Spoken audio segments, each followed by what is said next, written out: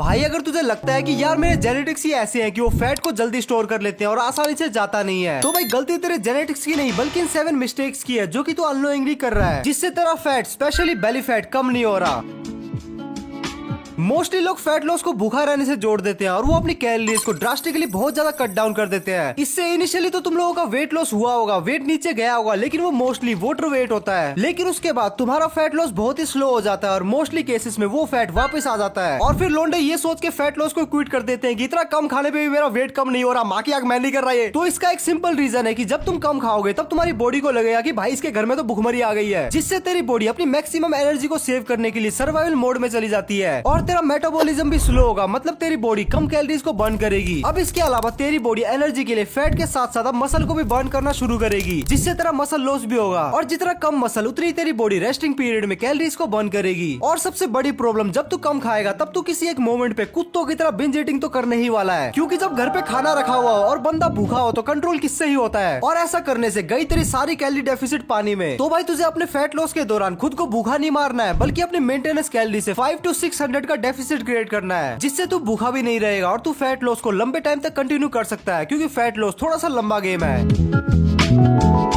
अब भाई तुझे लग रहा है कि तू कैलोरी डेफिसिट में है, लेकिन क्या सच में? क्या तुझे पता है वो एक छोटे चम्मच पीनट बटर में ऑलमोस्ट 100 कैलोरीज होती है, या फिर वो जूस जिसे तू वर्कआउट के बाद पी रहा है उसके छोटे गिलास में भी 150 कैलोरीज हो सकती है। तो देख भाई, अगर तू 2 के बदले 4 रोटी खा रहा है ये सोच के कि एटलीस्ट मैं बाहर का नहीं खा रहा हूँ, तो भाई ऐसा करके तेरा फैट लॉस नहीं होगा, क्योंकि फैट लॉस अंदाजे की डाइट से नहीं होता बल्कि प्रॉपर कैलोरीज को ट्रैक करके होता है। देखा जाए तो तेरा फैट लॉस पूरे दिन बर्गर खा के भी हो सकता है, लेकिन तब जब तू एक कैलोरी डेफिसिट में होगा, जब तू अपनी कैलोरीज को ट्रैक करेगा। सो अब से अंदाजा लगा के खाना बंद कर दे और अपनी कैलोरीज को ट्रैक करना शुरू कर दे। लेकिन अभी हम बात करते हैं कि तू अपने मील्स को ट्रैक कैसे करेगा। तो भाई इसके लिए तुझे करना क्या है कि सबसे पहले तो अपनी जेब से 250 रुपए निकाल और अमेजोन या फिर ब्लिंकिट से वो स्केल मशीन को मंगवा। हाँ, वो वजन नापने वाली मशीन, लेकिन तुझे इसमें अपना वजन नहीं नापना, इसमें तुझे अपने खाने का वजन नापना है। तेरी मम्मी तुझे जितने भी चावल देती है उसको इस पे रख और जितना भी वेट आता है, और हाँ थाली को मत नाप लेना, सिर्फ चावल कितने ग्राम आए हैं वो देख। फॉर एग्जाम्पल 300 ग्राम आए हैं, तो गूगल या फिर चैट जीपीटी में जाके सर्च कर how much calories in 300 gram of rice, तेरे पास नंबर आएगा अप्रोक्स 300 कैलोरीज। तो ऐसे तुझे अपने चावल की कैलोरीज का पता चल गया। सेम गोस फॉर रोटी, दही एक्सेट्रा। इसके अलावा अब मैं तुझे खुद का स्वयं पर्सनल मील प्लान बनाना सिखाता हूँ। अब डिस्क्रिप्शन में एक लिंक होगा, वहाँ पे तुझे मिलेगा चैट जीपीटी का एक प्रॉम्प्ट, उसे डाउनलोड कर लेना और कॉपी कर लेना। देन चैट जीपीटी में जाके उसे पेस्ट कर देना और यहाँ पे आके अपनी एज, हाइट और वेट को फिल कर देना। देन यहाँ पे प्रोटीन वाले सेक्शन में आकर तू प्रोटीन के सोर्स के लिए क्या क्या खा सकता है as a vegetarian and non vegetarian, वो यहाँ पे फिल कर देना, जैसे पनीर, टोफू, सोया चंक्स, या फिर अगर तू वे प्रोटीन भी ले सकता है तो उसे यहाँ पे फिल कर देना। Same goes for non vegetarians. And इसके अलावा मोस्ट इंपोर्टेंट, तू पूरे दिन में कितना ग्राम प्रोटीन अफोर्ड कर सकता है, 60, 70, 150 एक्सेट्रा, वो यहाँ पे लिख देना। देन चैट जीपीटी तेरे अकॉर्डिंग तुझे 2 मील का एक डाइट प्लान देगा। अब वो डाइट प्लान तुझे स्ट्रिक्टली कम से कम 2 महीने तक फॉलो करना है। अगर तू किसी एक डिश को बार बार खाकर बोर हो रहा है तो चैट जीपीटी को बता देना कि मुझे इसका कोई अल्टरनेटिव दे। देन वो नई डिश वाली डाइट तुझे अनदर 2 मंथ्स के लिए फॉलो करनी है।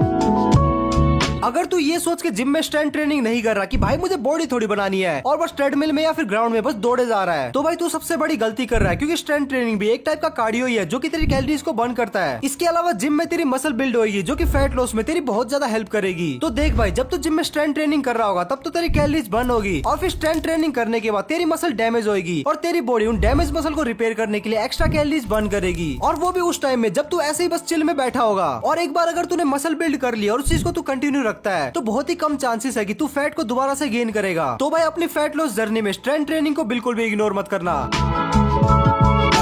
रात को लेट तक जागना और मिनिमम भी 6 घंटे की नींद ना लेना, ये सबसे बड़ा रीजन है तेरे में रिजल्ट ना दिखने की। तो भाई अगर तू अपनी बॉडी को रेस्ट ही नहीं देगा तो तेरी भूख बढ़ेगी और एंड में आकर तू कुछ ना कुछ एक्स्ट्रा खा ही लेगा और अपनी कैलोरी डेफिसिट की माँ बहन एक कर देगा। इसके अलावा लेस स्लीप होने की वजह से तू टायर्ड ऑफ फील करेगा, जिसकी वजह से तू अपने वर्कआउट में 100% नहीं दे पाएगा। तो भाई अपनी रिकवरी को किसी भी वर्कआउट और किसी भी डाइट से सबसे ऊपर रख और बढ़िया सी नींद ले।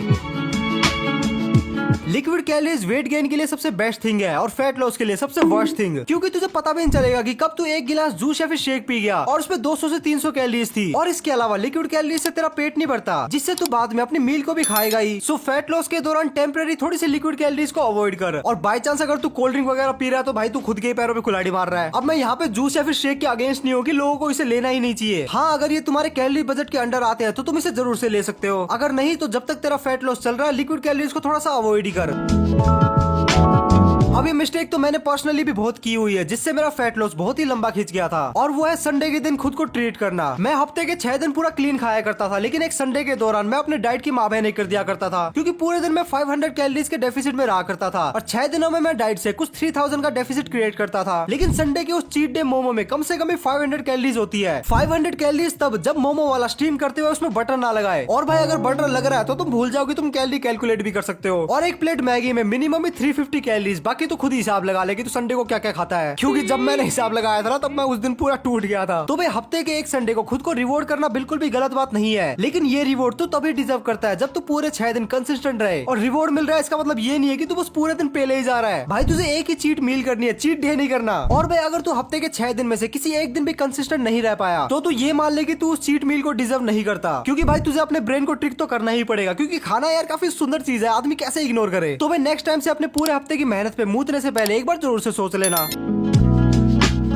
मोस्टली लोग प्रोटीन को बस मसल बिल्डिंग से सोचते हैं कि जो जिम वाला होगा वही प्रोटीन लेगा, लेकिन ऐसा नहीं है। प्रोटीन इंटेक तो हर बंदे का ही पूरा होना चाहिए, लेकिन फैट लॉस के दौरान तुझे प्रोटीन इसलिए लेना चाहिए क्योंकि प्रोटीन तुझे काफी टाइम तक फुल रखता है, क्योंकि प्रोटीन को डाइजेस्ट होने में थोड़ा सा टाइम लगता है। सो तू अगर अपनी प्रोटीन इंटेक को अच्छा रखता है तो जल्दी से भूख नहीं लगेगी, तुझे बार बार वो क्रेविंग नहीं होगी। और इसके अलावा अगर तेरा प्रोटीन इंटेक अच्छा होगा तो तेरी बॉडी डाइजेशन जैसे एक चिरकुट काम में भी एक्स्ट्रा कैलोरीज को बर्न करेगी। और एक अच्छा प्रोटीन इंटेक तेरी लूज स्किन की प्रॉब्लम को भी काफी हद तक नहीं आने देगा। लेकिन अगर तू सीवियरली ओबीज है तो तेरी लूज स्किन तो आएगी आएगी। सो ओबीज लोग इस बात का ध्यान रखना कि तुम लोग लूज स्किन को अवॉइड नहीं कर सकते। और सबको पता है कि प्रोटीन तेरी मसल बिल्डिंग की प्रोसेस को भी फास्ट करता है। सो अगर तुझे फैट लॉस के साथ साथ वो डोले शोले सिक्स पैक चाहिए तो प्रोटीन इंटेक तो अच्छा रखना ही पड़ेगा। सो अगर तू अपने फैट लॉस के दौरान प्रोटीन इंटेक पे ध्यान नहीं दे रहा है तो ध्यान देना शुरू कर दे। जिन लोगों ने वीडियो यहाँ तक देखी तुम लोगों के लिए फैट लॉस के कुछ बोनस टिप्स। सो भाई अगर तू उन लोगों में से है जो कि कंप्लेन करता है कि भाई अगर मैं खाने बैठता हूँ ना तो मुझसे कंट्रोल नहीं होता और मैं हमेशा ओवर ईटिंग कर लेता हूँ, तो भाई अगर ऐसा है तो तुझे खाने से पहले कम से कम भी 1 लीटर पानी पीना है। भाई ये करके देख लेना, तू चाह के भी ओवर ईटिंग नहीं कर पाएगा। अब नेक्स्ट वो लोग जिन्हें स्नैकिंग करना बहुत पसंद है, तो तुम लोगों की मौज है क्योंकि गर्मियां आ चुकी है और इस सीजन में वाटरमेलन आते हैं और 100 ग्राम वाटरमेलन में होते हैं सिर्फ 30 कैलोरीज, मतलब 1 किलो वाटरमेलन में 300 कैलोरीज। तो भाई वाटरमेलन तेरी वो शाम की भूख और शाम की स्नैकिंग का सबसे बेस्ट सॉल्यूशन है। Same goes for papaya and cucumber. Next bro अपनी जेब से 250 रुपए निकाल और ब्लिंकिट से एक ऑयल स्प्रेयर को खरीद के उसे अपनी मम्मी को दे दे, जिससे अब तेरे घर में ऑयल का यूज कम से कम होगा और तेरी कैलोरीज ऑटोमेटिकली कम हो जाएगी। वॉक 10,000 स्टेप्स, ये बस बोलने के लिए नहीं है। एंड आई बेट जिन लोगों का फैट लॉस नहीं हो रहा उसमें से 90% लोग अपने स्टेप्स को कंप्लीट करते ही नहीं है। So bro complete your daily steps any how. Next brother chat GPT का इस्तेमाल करना शुरू कर दे। तू उससे अपनी कस्टम डाइट प्लान बनवा सकता है, कम कैलोरीज वाले अल्टरनेटिव फूड्स देख सकता है और उसे अपनी daily data like steps, calories या फिर वेट को देकर मंथ के एंड में तू एक रिपोर्ट कार्ड टाइप का ले सकता है। एंड मोस्ट इंपोर्टेंट तू किसी भी टाइप के डाउट को खुद से क्लियर कर सकता है। एंड तुझे ऐसे वेट लॉस टिप्स के लिए इधर उधर वीडियो देखने की जरूरत नहीं है, चैट जीपीटी तुझे भर के टिप्स देगा यार। तो ये तो थी कुछ मिस्टेक्स जो कि तुम्हारे फैट लॉस प्रोसेस को स्लो कर रहे थे। तुम मुझे कमेंट सेक्शन में जरूर से बताना कि तुम इसमें से कौन सी मिस्टेक को कर रहे थे।